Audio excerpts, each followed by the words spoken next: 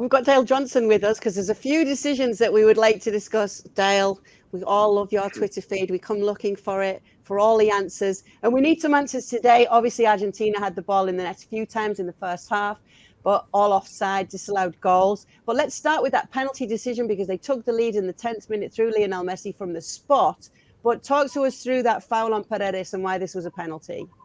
Yeah, so this is all about the way that FIFA are trying to clamp down on any type of grappling or holding within the penalty area. Now, obviously, when FIFA say this before a tournament starts, you're never really sure how that's going to play out. But we certainly saw, in the Iran versus England game with the penalty that was given to Iran in added time, as well as this penalty today, that if there is even a minimal amount of holding by one of the players, which is a key difference, then we're going to probably see there's a high chance that the VAR is going to get involved.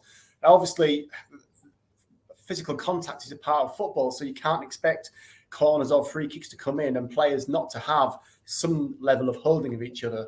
But it's about if somebody's got their arm around an opponent and stopping them getting an attempt to play the ball, that is a key difference. Now, obviously, we have the problem where Harry Maguire had a penalty claim in the earlier in that game. Now, the key difference between that one and the other two that were given was that Maguire also had his arm around the opponent. And because of that, the VAR looks at that and thinks that's more like 50 of one, half dozen of the other, even though as fans or as observers, we may feel that offence by the Iranian defender was far worse than the ones that the VAR has given. Dale, I have a question. Why? Because all the stoppage time minutes right now, you could probably mount up to another World Cup at this point. Are they putting extra focus on making sure that the correct, precise, exact stoppage time is added in every game? I don't think we've seen a game yet that's under 5 minutes in stoppage time. Today, I believe, was 9 or 10. Clearly, we saw an injury during that time, so I get it. But is there a specific focus now on making sure that every single second of the facet of the game is given? Yes, I think so far we've had 5 halves of football that have gone beyond 10 minutes of added time. Now, as you say, there has been instances of injury which have forced that to go higher.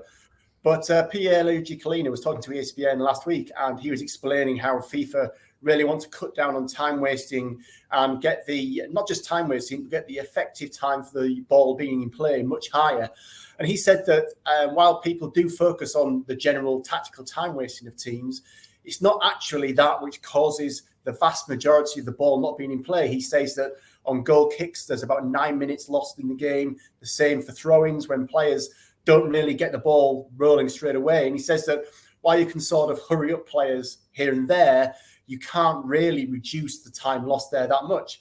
He also says that every time a goal is scored, there's about 1.5 minutes lost from the celebration. And he just wants to increase that. Now at Russia, there was 5 or 6 or 7 minutes of added time.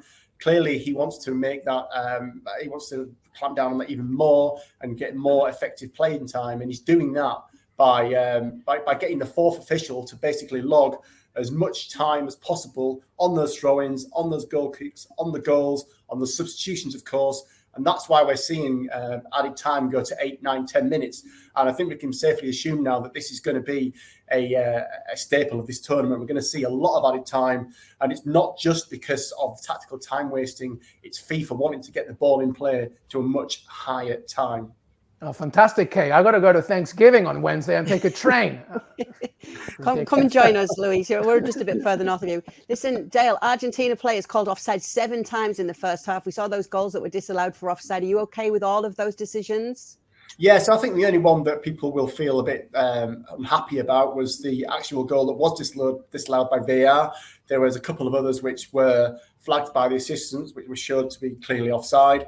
This one was a much tighter one. It was given by FIFA's semi-automated offside technology, which is a far more accurate and quicker system. And that showed that it was just the upper arm of Martinez that was ahead of the last defender. Now, the problem with that is that people don't generally accept that the upper arm can score a goal. And until the IFAB changed the law in handball a couple of years ago, that would actually have been onside. But now you can play the ball legally with the upper part of your arm.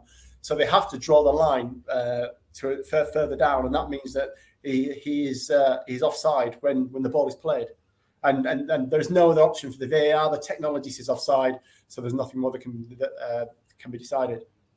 Dale, it's been great to have you. Make sure, if you're not already, to go and follow Dale Johnson to understand all these decisions that might infuriate you during the game. He'll explain why they happen, how they happen, all of that. Dale, thanks so much for being with us on ESPN FC Thanks Daily. very much.